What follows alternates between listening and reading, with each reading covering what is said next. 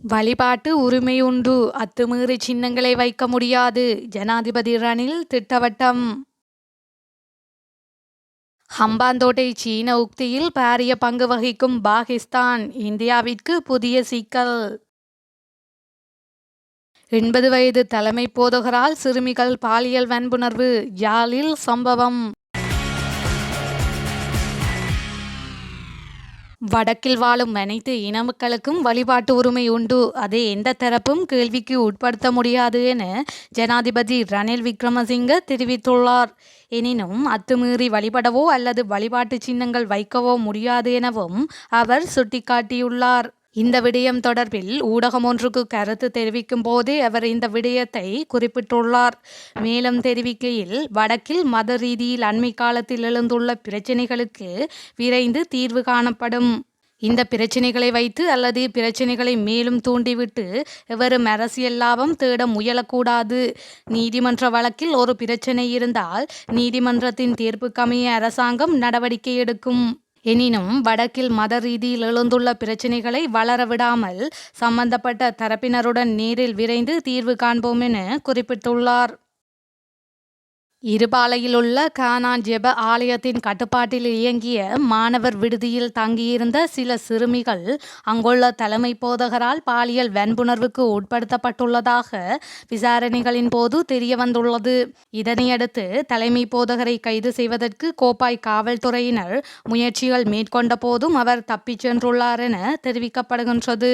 மேற்படி மாணவர் விடுதியிலிருந்து சிறுமிகள் தப்பியோடியதைத் தொடர்ந்து முன்னெடுக்கப்பட்ட விசாரணைகளில் வடக்கு மாகாண கல்வி அமைச்சின் கீழ் மாணவர் விடுதியாக பதிவு செய்து சட்டவிரோதமாக இயங்கியமை கண்டறியப்பட்டது. அதனையடுத்து இல்லத்தில் இருந்த சிறுமிகள் மீட்கப்பட்டு வேறு இல்லங்களுக்கு மாற்றப்பட்டனர். இது தொடர்பில் கோப்பாய் காவல்துறையினர் தொடர்ந்து விசாரணைகளை முன்னெடுத்து வருகின்றனர். மேலும் மண் நிரப்பிய பைப்பால் அடித்து தண்டனை வழங்கப்படுவதாகவும் விசாரணைகளின் போது தெரிய வந்துள்ளது. அங்கு தங்கியுள்ள 80 வயது தலைமை போதகர் சிறுமிகளை தனியே அழைத்து அவர்களுடன் தகாத முறையில் நடந்து கொண்டுள்ளமையும் வெளிச்சத்துக்கு வந்துள்ளது. விடுதியில் நடைபெறும் சம்பவங்கள் தொடர்பில் தாம் கற்கும் பாடசாலைகளின் ஆசிரியர்கள் அதிபர்களிடம் தெரியப்படுத்தினால் அவர்கள் விடுதி நிர்வாகத்தினருக்கு தெரியப்படுத்துவதால் தாம் தண்டனைக்கு உட்படுத்தப்பட்டுள்ளதாகவும் சிறுமிகள் தமது வாக்குமூலத்தில் குறிப்பிட்டுள்ளனர். இந்த சம்பவத்துடன் தொடர்புடைய ஜெப ஆலயத்தின் மத போதகர் ஒருவர் நேற்று முன்தினம் கைது செய்யப்பட்டுள்ளார். தலைமை போதகரை கைது செய்வதற்கு காவல்துறையினர் நடவடிக்கைகள் எடுத்த போதும் அவர் தப்பிச் சென்றுள்ளார் என்று தெரிவிக்கப்படுகின்றது. இலங்கையின் ஹம்பாந்தோட்டை துறைமுகத்திற்கும் பாகிஸ்தான் இராணுவத்திற்கும் அதிக தொடர்பு காணப்படுகின்றது. மேலும் ஹம்பாந்தோட்டை சீன உக்தியில் பாகிஸ்தானுக்கும் பாரிய பங்குண்டு என எழுத்தாளர் நடிகர் ஜெயபாலன் தெரிவித்துள்ளார்.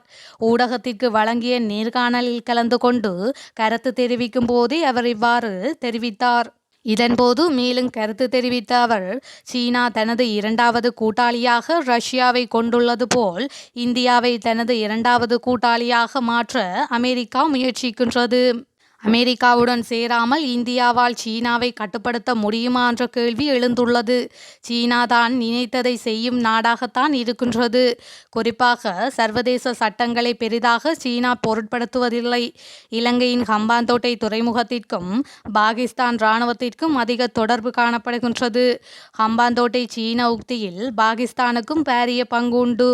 குறிப்பாக இந்தியாவை பொறுத்தவரை இலங்கை தமிழர்களுடனான நேர்மையான உறவை ஏற்படுத்தினால் எல்லோரையும் விட கேந்திர முக்கியத்துவமான இடங்கள் மக்கள் அமைப்புகள் பெரிய பலத்தை ஏற்படுத்தும் என தெரிவித்தார்.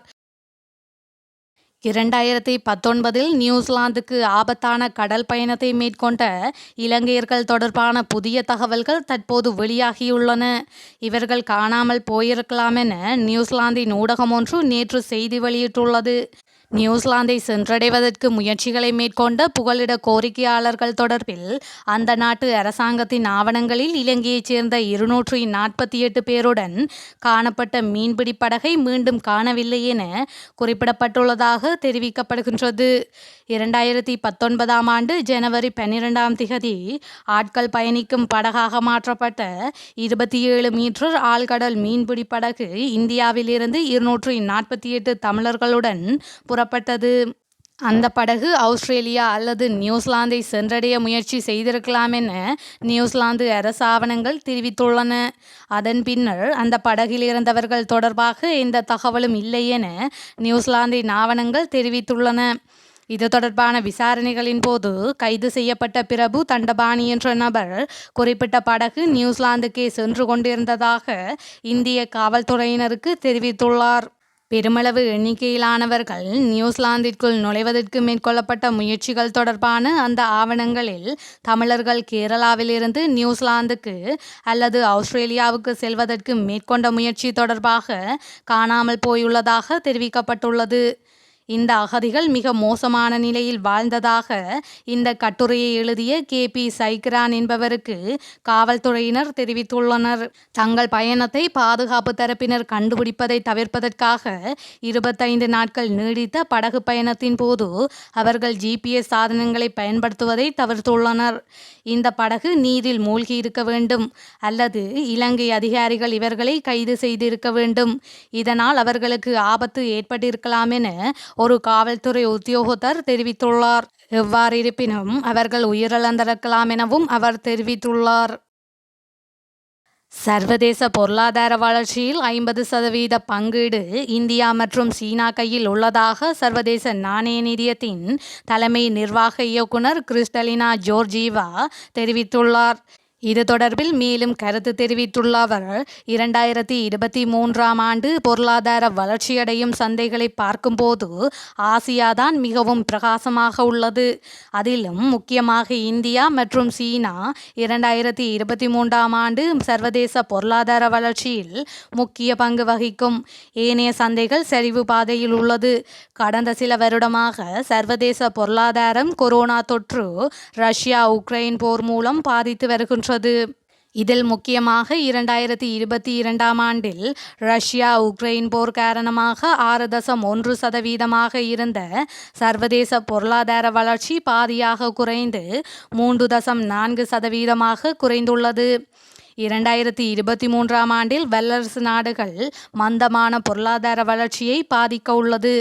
முக்கியமாக அமெரிக்க பொருளாதாரத்தை பாதிக்கும் காரணிகள் அளவுக்கு அதிகமாக உள்ளது. வட்டி விகித உயர்வில் தொடங்கி பணவீக்கம், பணி நீக்கம், வேலைவாய்ப்பு, பிராந்திய வங்கிகளின் நிலையற்ற தன்மை என பல பிரச்சினைகள் அடுக்கடுக்காக உள்ளது. இதேபோல் ஒட்டுமொத்த ஐரோப்பிய சந்தையும் ரஷ்ய உக்ரைன் போர் காரணமாகவும் கச்சா எண்ணெய் விலை உயர்வு காரணமாகவும் பெரும் பாதிப்பை எதிர்கொண்டு வருகின்றது. இதனால் வல்லரசு நாடுகள் இதன் மூலம் 2023ஆம் ஆண்டில் அதிகப்படியான பாதிப்பை எதிர்கொள்ளும் என அறிவிக்கப்பட்டுள்ளது என்றார். ட்விட்டர் ஆரம்பித்த காலத்திலிருந்தே குருவி என்ற லோகோ பயன்படுத்தப்பட்டு வந்த நிலையில் கடந்த சில நாட்களுக்கு முன்னர் திடீரென நாய் லோகோவை எலான் மாஸ்க் மாற்றினார். அவருடைய இந்த முடிவுக்கு ட்விட்டர் பயனாளர்கள் மத்தியில் கடும் எதிர்ப்பு வந்த நிலையில் தற்போது மீண்டும் குருவி லோகோ பயன்படுத்தப்பட உள்ளதாக அறிவிக்கப்பட்டுள்ளது. லோகோவை மாற்றிய எலான் மாஸ்க் ட்விட்டர் நிறுவனத்தை கடந்த ஆண்டு பிரபல தொழிலதிபர் எலான் மாஸ்க் $44 பில்லியன் கொடுத்து வாங்கினார். இந்த நிலையில் கடந்த 2 தினங்களுக்கு முன்னர் டாக்காயின் என்ற கிரிப்டோ கரன்சி லோகோவான நாய் லோகோவை எலான் மாஸ்க் ட்விட்டருக்கு வைத்தார். இந்த புதிய லோகோவுக்கு கடும் எதிர்ப்பு கிளம்பிய நிலையில் தற்போது மீண்டும் குருவி ட்விட்டர் லோகோவாக எலான் மாஸ்க் மாற்றியுள்ளார்.